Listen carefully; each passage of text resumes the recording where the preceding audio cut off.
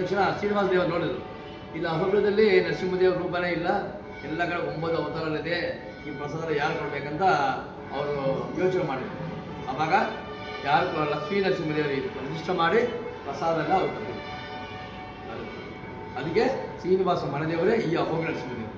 ಅನ್ನ ಮೇಲೆ ಒಂದು ಕೀರ್ತನೆ ಇದೆ, ಏಕೆಂದರೆ ಪಾಸುರಮುಖ ಶ್ರೀ ವೆಂಕಟಗಿರಿನಿ ಪಾಯನಿ ದೈವಮಿಡುಗಾಮ ಕೋಸಲಗಿ ಕೊಡು ವೇಗಿತಿ ಬಿಟ್ಟ ಅಹೋಬಲ ನರಸಿಂಹ ವೇದಮುಲೇ ನೀ ನಿವಾಸ ಮಠ ವಿಮಲ ನರಸಿಂಹ ನಾದಪ್ರಿಯ ಸಕಲ ಲೋಕಪತಿ ನಮೋ ನಮೋ ನರಸಿಂಹ. ಅದರ ಶ್ರೀನಿವಾಸ ದೇವರೇ ನರಸಿಂಹದೇವರಲ್ಲಿ ಪ್ರತಿಷ್ಠೆ ಮಾಡಿದ ದೇವಸ್ಥಾನ, ಅದಕ್ಕೆ ಲಕ್ಷ್ಮೀ ನರಸಿಂಹದೇವರು ಅಂತ. ದೇವರ ಹೊಸ ವಿಗ್ರಹ ಪ್ರಹ್ಲಾದ ವರ್ಣ, ದೇವರು ಪ್ರಹ್ಲಾದನಿಗೆ ವರ ಕೊಟ್ಟಿದ್ದು, ಅದಕ್ಕೆ ಪ್ರಹ್ಲಾದ ವರ್ಣ ಅಂತ ಹೆಸರು. ಇಲ್ಲಿ ಪಕ್ಕದಲ್ಲಿ ಮಹಾಲಕ್ಷ್ಮಿ ಇದೆ, ಮೇಲೆ ನೋಡಿದಲ್ಲ ಅಲ್ಲಿ ಚಂಚುಲಕ್ಷ್ಮಿ, ಇಲ್ಲಿ ಮಹಾಲಕ್ಷ್ಮಿ.